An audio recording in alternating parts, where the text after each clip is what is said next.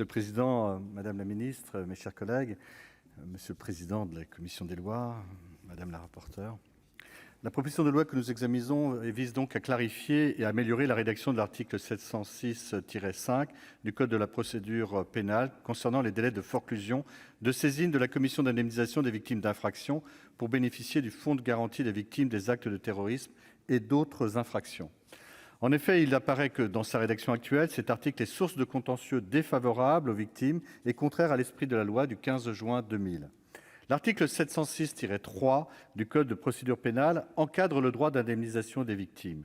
Actuellement, toute personne ayant subi un préjudice peut obtenir la réparation intégrale des dommages qui résultent des atteintes à la personne dès l'instant que ces faits ont entraîné la mort, une incapacité permanente, une incapacité totale de travail personnel égale ou supérieure à 1 mois, ou qui relèvent des infractions suivantes: le viol et autres agressions sexuelles, la réduction en esclavage et exploitation de personnes réduites en esclavage, la traite des êtres humains, le proxénétisme, le travail forcé et réduction en servitude, les atteintes sexuelles sur mineurs.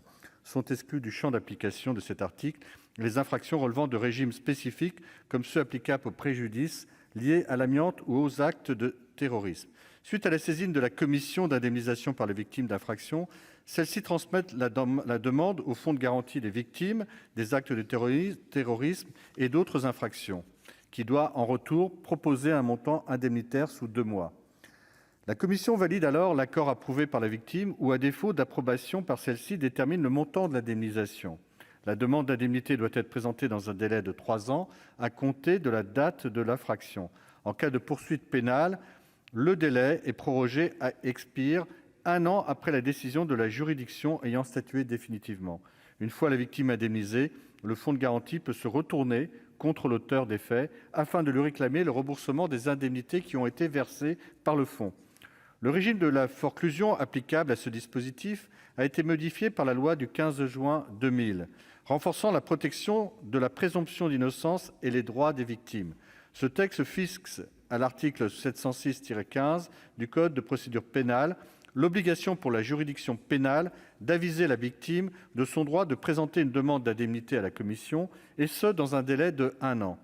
En effet, les victimes apprenaient souvent, subitement, bien plus d'1 an après le jugement, l'existence même des commissions. Il fallait donc remédier à un manque d'information des victimes. En complément, le Parlement a voté une disposition qu'il a voulu protectrice: la suppression du délai d'1 an pour saisir la commission en l'absence d'avis donné par la juridiction. Il s'avère que cette interprétation ne fut pas retenue par la Cour de cassation. Selon celle-ci, pour les victimes qui se sont vues allouer des dommages et intérêts par une juridiction, le délai d'1 an ne court pas à compter de la décision ayant statué définitivement, mais à compter de l'avis donné par la première juridiction qui alloue les dommages et intérêts, même si la décision de cette juridiction n'était pas définitive. Cette interprétation est bien sûr au désavantage des victimes auxquelles ont été alloués des dommages et intérêts et qui ne peuvent pas attendre la fin de la procédure judiciaire pour saisir la commission.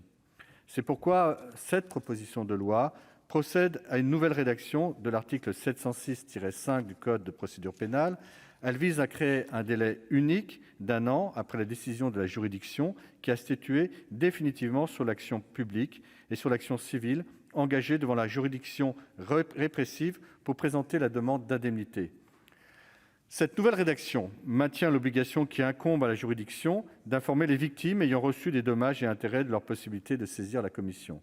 Enfin, elle crée un cas permettant de relever automatiquement la forclusion si cette information n'a pas été donnée.